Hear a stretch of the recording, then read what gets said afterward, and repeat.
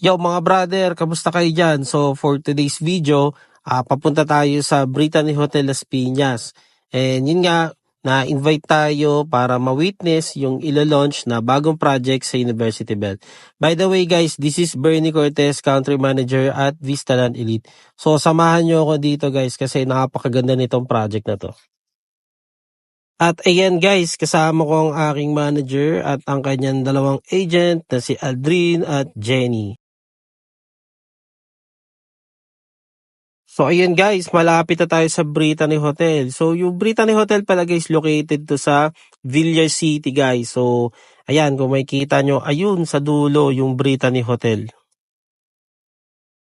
So ayun guys, kakarating lang natin, nandito tayo sa Brittany Hotel. So nandito tayo ngayon sa lobby area.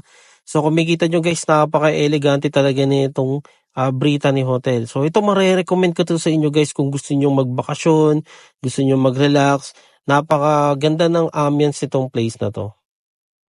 So ayan guys, so nasa registration area na tayo. At syempre hindi mawawala tos lagi sa event namin itong mga pa-souvenir ni Vista.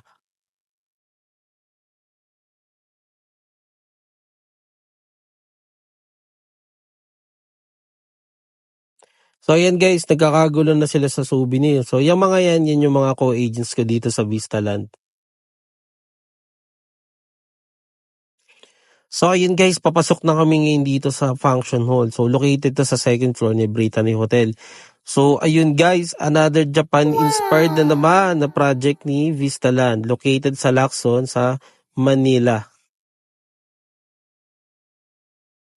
At ayan na nga guys, pinasilip na sa atin yung lobby. So kung makikita nyo guys, napaka-elegant ng lobby natin sa Kinsan.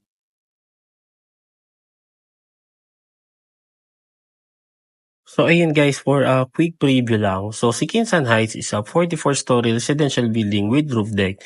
Then meron siyang 30 units per floor, so low density lang siya. Then meron tayong 6 high-speed elevators. Then meron tayong 4 parking levels. At syempre yung ground floor natin, yun yung commercial area. And meron din tayong podium and roof deck amenities. At syempre guys, hindi mawawala yung amenities natin. So, meron tayong function hall, study hall, fitness gym, swimming pool, tapos meron din tayong outdoor lounge, may yoga area din, tsaka viewing deck. So, eto na guys yung ating mga boss sa iba't ibang department. So, let's cheers for Kinsan Heights! Eto guys, mayroon pa palang special feature si Kinsan Heights. So, for unit itself, so na-smart home ready unit na siya, may smart plug outlet, then 5-way smart lock.